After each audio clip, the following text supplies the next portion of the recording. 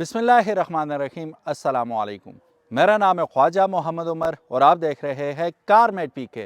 Welcome back to yet another video. और आज की जो वीडियो है बहुत इंपॉर्टेंट है, एंड तक ज़रूर देखिएगा, क्योंकि वो लोग जो कह रहे थे कि यार तुमने एल्सन 1.3 मैनुअल 2 साल चलाने के बाद, सेल करने के बाद दोबारा एल्सन क्यों ख़रीद ली, और वो भी सेम ईयर का मॉडल लेकिन 1500 सीसी। तो ये चीज़ ये बताती है कि how much I trust on it.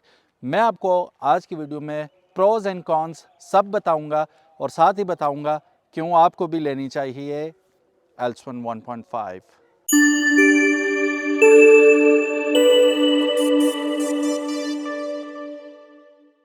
So guys, सबसे पहले शुरू करते हैं अपने एक्सपीरियंस के बारे में। 2 साल मैंने चलाई गाड़ी, बहुत अच्छी लगी, बहुत स्ट्रॉन्ग, बहुत sturdy, each and everything was good until we came across its paint quality. A big no-no to the paint quality, disgusting and bakwas kind of paint quality आपको इसमें मिलती है। पहले कौन से ही शुरू करते हैं ना, तो पेंट के मामले में पैथेटिक इनकी सर्विसेज है या प्रोडक्शन वैल्यू है, बिल्कुल ज़ीरो है। पेंट बिल्कुल भी काम का नहीं है। उस पर हमने वो रेन कवर सा लगाया, उतारा तो ये लिटरली पेपड़ियाँ उतरी हैं पेंट समेत, ये उखड़ गया यहाँ से। यहाँ पे वो आ गया, निशान वगैरह आ गए उसके। तो it shows the paint quality. एक और मज़े की बात ये हुई कि उस दिन हम एक रील देख रहे थे, हुज़ैफ़ा ही बता रहे थे किसी ने ली चंगान कारवान, और उस पे से वो जो कंपनी के स्टिकर नहीं होते वो उतारे तो पेंट ही उतर गया उसके साथ। तो ये हाल इनकी पेंट क्वालिटी का। Apart from that, engine wise one of the robust vehicle, आप इसे यही कह सकते हैं कि टोयोटा के बराबर का इंजन ये या उससे ऊपर बना रहे। यूरो 5 इंजन टेक्नोलॉजी है और ब्लू कोर इंजन टेक्नोलॉजी इसमें यूज़ कर रहे हैं। फैंटास्टिक।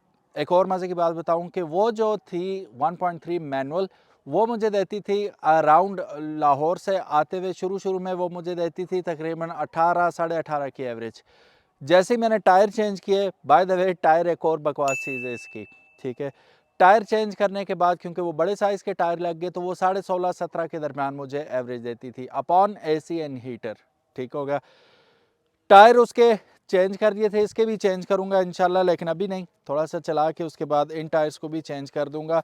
टायर चेंज आप लोग पूछते नहीं होते कि यार टायर क्यों चेंज करते हो। टायर चेंज करने की वजह यह कि ये बहुत ही हार्ड टायर है और बाकायदा आपको रोड नॉइज़ भी सुनाई देता है और सस्पेंशन पे इसका जो असरात हैं वो भी आपको नज़र आते हैं।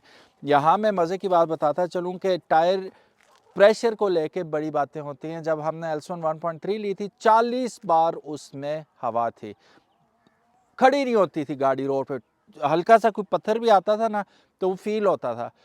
फिर मैं समझा कि टायर की हवा कम है, मैं चेक करवाने गया तो 40 थी। 30 की तो गाड़ी निम्बल होगी, स्मूथ होगी।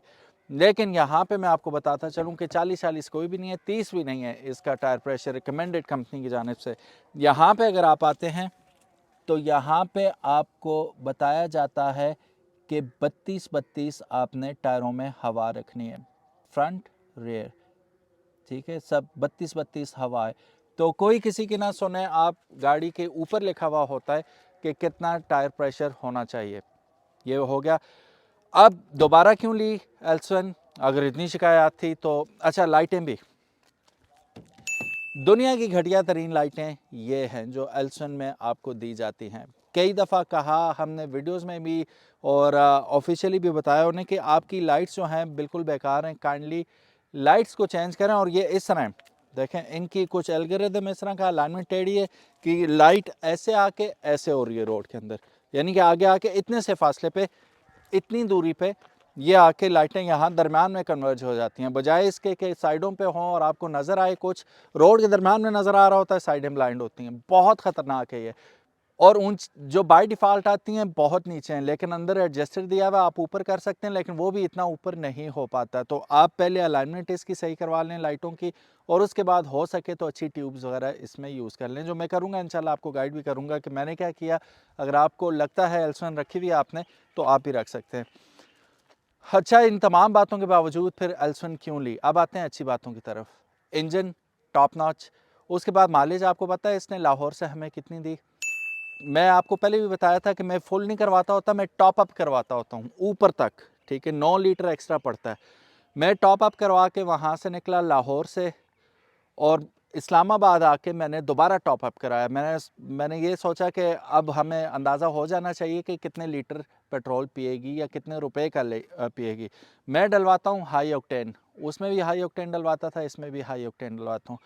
गाड़ी में 5 बंदे अंदर थे, और जो बूट है इसका, डिग्गी है, खचाखच भरी हुई थी, इतना वज़न को लेके ऊपर की जाने भी आ रही थी। तो इसने खाया 8,070 रुपये का फ्यूल, हाई ऑक्टेन की मैं बात कर रहा हूँ।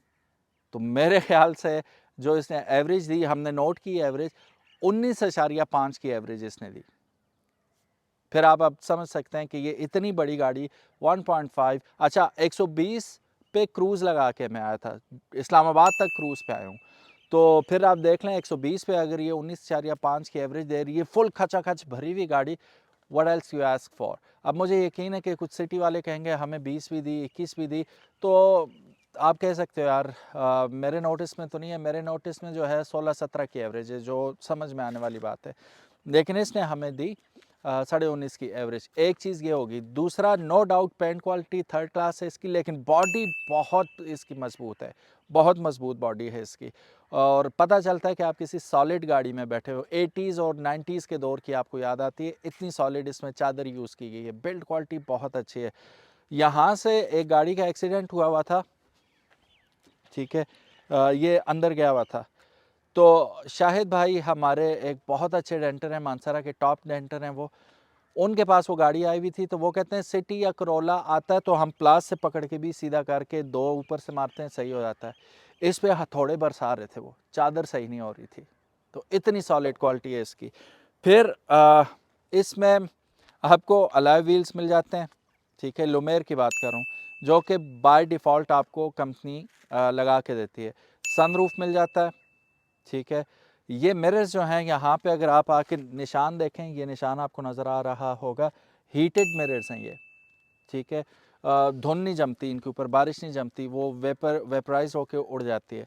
और बूट स्पेस तो अमेजिंग, जाइंट किस्म की बूट स्पेस है। मैं बूट स्पेस भी आपको दिखा देता हूँ, just have a look at it. इसमें हमने अनस को बिठाया भी था, वो पूरा समा गया था बच्चा, ठीक है, बच्चा तो नहीं है, बड़ा सारा एडल्ट है वो पूरे का पूरा इसमें समा गया था। फिर उसके बाद रेयर व्यू कैमरा नज़र आ जाता है यहाँ पे, और साथ ही पार्किंग सेंसर्स भी आपको दिए हुए हैं। तो ये कुछ बातें जिनकी वजह से आज भी आप प्रेफर करेंगे सिटी के ऊपर। फिर इसमें इंफोटेनमेंट स्क्रीन भी लगी हुई आती है, क्रूज़ कंट्रोल आता है। इसका स्टीयरिंग व्हील अगर आप देखें बहुत खूबसूरत है, डी शेप स्टीयरिंग व्हील है इसका, ठीक है। फिर क्रूज़ भी इसके अंदर दे दिया है। फिर इको आइडल आपको इसमें मिल जाता है। अब इतनी सारी फैसिलिटीज़ कौन सी गाड़ी में आपको मिलती हैं। ऑटोमेटिक गियर बॉक्स के साथ आता है, जिसमें मैनुअल का ऑप्शन भी मौजूद है, लेकिन इन्होंने स्पोर्ट्स मोड के तौर पे उसे मुतारिफ़ कराया हुआ है, but still fantastic option to have. अब आप मुझे बताएं, जब मैं ये लेने गया था मैं सोच रहा था कि मैं प्रीस ले लूँ, या मैं ग्रैंडी की तरफ चला जाऊँ, या सिविक कोई 16-17 मॉडल ले लूँ। लेकिन फिर काफ़ी सारी चीज़ें इसमें ऐसी हैं कि ये चूँकि अभी चली भी कम थी, अब ये 3-4 साल तक इंशाल्लाह इसने मुझे तंग नहीं करना। उन गाड़ियों में हम बैठे थे, तो मैं हुज़ैफ़ा की ज़बानी आपको सुनाना चाहूँगा कि हुज़ैफ़ा और मैं तो चलो तारीफ़ ही करूँगा ना, हुज़ैफ़ा तो तारीफ़ नहीं करेगा, हुज़ैफ़ा आँखों देखा हाल बताएगा। तो चलिए पूछते हैं, हमारा ये गाड़ी लेने में सबसे ज़्यादा मुहर्रिकात किस चीज़ के थे? अस्सलाम वालेकुम हुज़ैफ़ा। वालेकुम अस्सलाम। कैसे हैं आप? जी ठीक ठाक अल्हम्दुलिल्लाह, आप सुनाएं सर। अल्हम्दुलिल्लाह। अच्छा, गाड़ी लेने के सफ़र में आप मेरे साथ-साथ थे। जी जी। तो आपने क्या नोट किया जब हमने जितनी भी गाड़ियां देखी तो आप भी साथ ही थे। तो पहले तो ये बताएं आपको सबसे अच्छी कौन सी लगी थी, और ज़्यादा क्या वजह हुई कि हमने इसी गाड़ी को चूज़ किया? हमने काफ़ी सारी गाड़ियाँ देखी, हमने ग्रैंडी देखी, सिविक देखी, प्रियस देखी, एक्वा देखी, लो मॉडल भी देखे, हाई मॉडल भी देखे। हमने सारी गाड़ियाँ देखी, जो 5-5 साल चली हुई गाड़ियाँ थी, इवन उनके भी जो है बहुत ज़्यादा माइलेज थी, बहुत ज़्यादा, मतलब 2-2 3-3 लाख चली हुई थी वो। और वो कीमत जो बता रहे थे, जो डिमांड कर रहे थे, वो जस्टिफाई कर ही नहीं रही थी गाड़ी की कंडीशन को देखते हुए भी। वो बताते थे कि टोटल जेन्युइन है, सारा कुछ है, लेकिन सामने जो है टचिंग हुई नज़र आ रही होती, पेंटेड हुआ नज़र आ रहा होता था। और फिर बाकी सिविक वगैरह की जो बात है, तो वो तो फिर छोड़ ही दें। वो उसकी कीमत ही इतनी ज़्यादा बताते हैं, वो जस्टिफाई करती ही नहीं है उसको, इतना पुराना मॉडल होने के बावजूद। और उनमें जो है फिर वो 3-4 साल पुराने गाड़ी वाले असरात जो हैं वो पूरे नज़र आ रहे होते हैं कि हाँ चली हुई है, काफ़ी ज़्यादा चली हुई है, पुरानी गाड़ी है। इसीलिए फिर हमने काफ़ी सारी गाड़ियाँ देखने के बाद फिर यही चूज़ किया कि हम कोई ब्रांड न्यू गाड़ी ही देख लें तो ज़्यादा बेहतर हो जाएगा। फिर इसलिए हमने जो है एल्सवन ही चूज़ की कि एल्सवन ही ले लेते हैं, क्योंकि एल्सवन के साथ जो है पिछला तजुर्बा हमारा जो है वो बहुत अच्छा था। सर आपसे एक सवाल है मेरा। जी जी पूछें।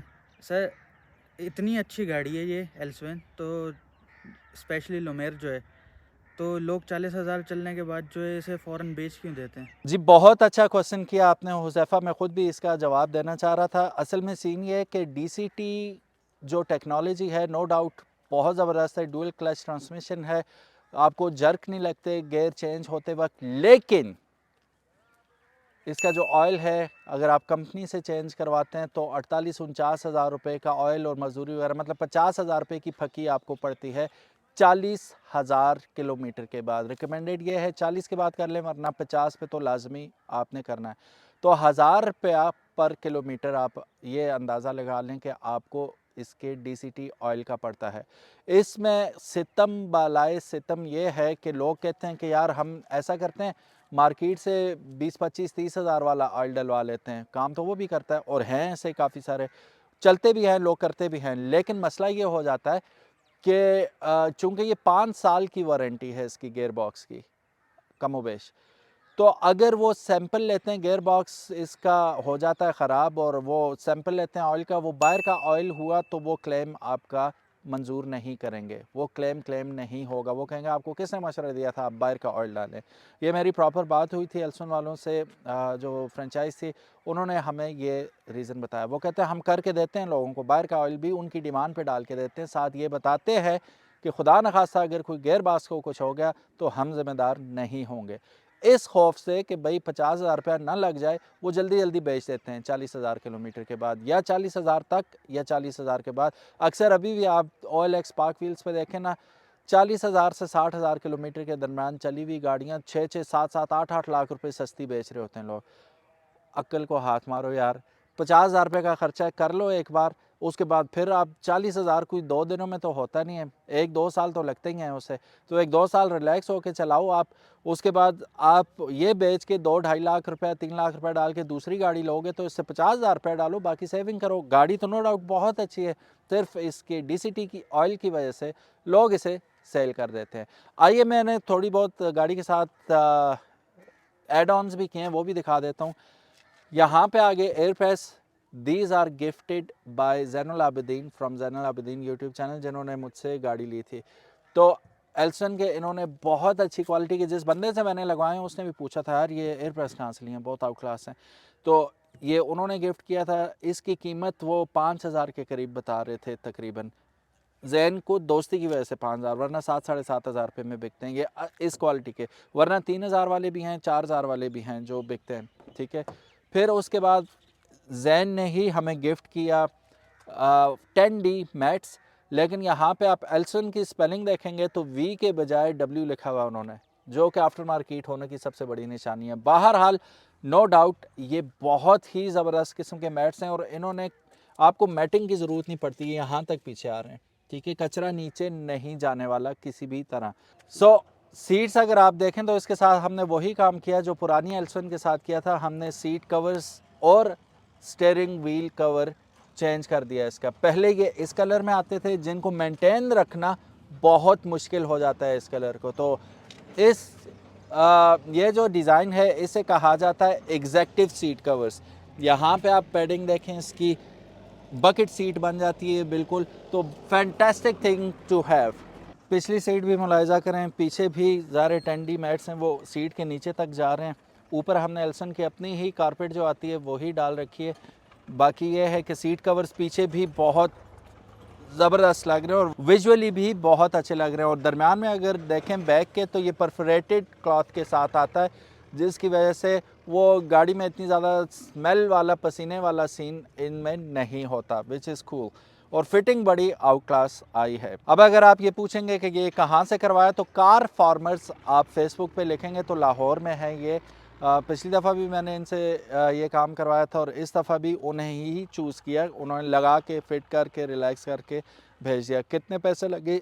तकरीबन 18,500 रुपये के ये सीट कवर्स वगैरह बन गए, जिसमें गिफ्ट इन्होंने ये किया कि स्टीयरिंग व्हील के चार्जेस नहीं लिए, और वो कंसोल अगर आप देखें तो कंसोल के ऊपर भी लगा हुआ है, उसके चार्जेस नहीं लिए। बाकी फ़ीचर्स की बात आगे बढ़ाते हैं तो ऊपर देखें अगर आप तो एल्सन 1.3 से डिफरेंट लाइट दी हुई है, 2 लाइट्स हैं यहाँ पे, 2 ब्लूटूथ माइक्स आपको मिल रहे हैं बेटर ऑडियो क्वालिटी के लिए। उसमें एक ही माइक मिलता था एल्सन 1.3 में, इसमें 2 माइक्स हैं। एल्सन 1.3 से डिफरेंट इसका स्टीयरिंग व्हील आ जाता है, यहाँ पे ये टॉगल्स आ जाती हैं 2, और ये सिल्वर में ट्रिम आ जाता है इसका, अदरवाइज़ उसका प्योर ब्लैक में होता है। कार पिक एंड ड्रॉप यहाँ से होगा, क्रूज़ कंट्रोल यहाँ से लग जाएगा। अगर आप इंटरेस्टेड हैं क्रूज़ कंट्रोल देखने के लिए कि इस पर ऑपरेट कैसे करते हैं, वो भी हम आपके लिए वीडियो बना लेंगे। फिर यहाँ पे आपको इको आइडल का ऑप्शन मिल जाता है, लाइट एडजस्टर यहाँ पे मिल जाएगा, मिरर्स आप जो साइड मिरर्स हैं यहाँ से आप ऑपरेट कर सकेंगे। सो गाइज़ ये थी कुछ वजूहात, बड़ी वजह तो ये ऊपर है, सनरूफ हमें मिल जाता है। और अब आप मुझे बताएं 2022-23 मॉडल में सनरूफ के साथ इन सारी एडिड फीचर्स के साथ कौन सी आपको गाड़ी मिलती है, ज़रूर बताइएगा। वैसे तो ग्रैंडी मुझे बहुत पसंद है ग्रैंडी, और उससे भी ज़्यादा प्रीमियम मुझे पसंद है। प्रीमियम होती तो क्या बात होती, लेकिन आप यकीन करें, आप बाज़ार जाएंगे, मार्केट जाएंगे, आप परेशान हो जाएंगे। लोगों ने गाड़ियों के साथ सौतेली माँ वाला सलूक किया हुआ होता है, ऐसी कोई बैंड बजाई भी होती है। स्पेशली गिला है लाहौर वालों से और इस्लामाबाद वालों से, पिंडी वालों से, उन लोगों ने गाड़ी की सत्यानाश फेरी भी होती है। यार अपनी गाड़ी है, आप ज़रा प्यार से चलाओ, ध्यान रखो गाड़ी का। ना जी, गाड़ी की वाट लगी हुई होती है और तवज्जो ही नहीं देते। तो ये प्रेमियों का अच्छी कंडीशन में मिल जाना, ग्रैंडी का अच्छी कंडीशन में मिल जाना, सिविक का अच्छी कंडीशन में मिल जाना, बहुत लकी बंदा होता है जिसे मिल जाता है। We were not those lucky people. Specially जापानी गाड़ियों के साथ जो बलात्कार होता है, ये एग्जैक्ट वर्ड यूज़ होगा उसके लिए। आपकी सोच है, जो विट्स के हाल हुए हुए, जो एक्वा के हाल हुए हुए, और जो प्रियस के साथ सलूक हुआ देख के बंदा परेशान हो जाता है। पराई गाड़ी हालांकि हमने तो नहीं ख़रीदी होती, लेकिन देख के अफसोस होता है इन लोगों ने क्या किया हुआ गाड़ी के साथ। तो ये वजह थी जी कि हमने फिर दोबारा अपनी टाइम टेस्टेड एंड 2 साल के एक्सपीरियंस को बरूए ख़ातर रखते हुए, पेश नज़र रखते हुए, हमने फिर इसी को चूज़ किया। Thank you so very much for watching this video. हाँ, अगर आप ये सोच रहे होंगे कोई रिमोर्स, किसी किस्म का रिग्रेट ये गाड़ी लेने का, तो absolutely not. I am very very happy with this vehicle. और अगर ये 50,000 किलोमीटर कर जाती है तो डेफिनेटली मैं इसका DCT ऑयल चेंज करूँगा, मैं नहीं सेल करूँगा, इस वजह से कि इसमें ऑयल डलता है। Thank you so very much, अपना ख्याल रखिएगा। कारमेट PK को अगर अभी तक आपने सब्सक्राइब नहीं किया तो make sure you do it, ताकि इसी किस्म की इंटरेस्टिंग और इन्फॉर्मेटिव वीडियोस आपको देखने को मिलती रहें। अल्लाह हाफिज़, अस्सलाम वालेकुम।